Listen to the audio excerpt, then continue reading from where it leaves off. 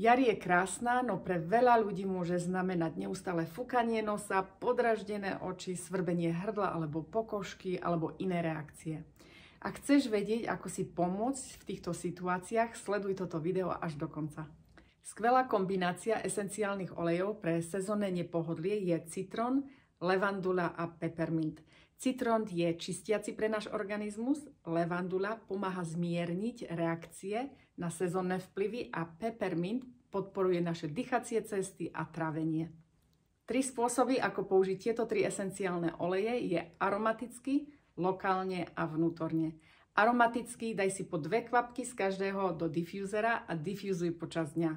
Lokálne zober si 10 ml rolónku, daj si do nej zo pár kvapiek z každého a doplni frakciovaným kokosovým olejom a aplikuj na spánky, hrudník, zápestie. Môžeš si tiež potrieť dlane a vdychovať a tiež na lícne kosti, ale dávaj pozor, aby sa ti táto zmes nedostala do očí.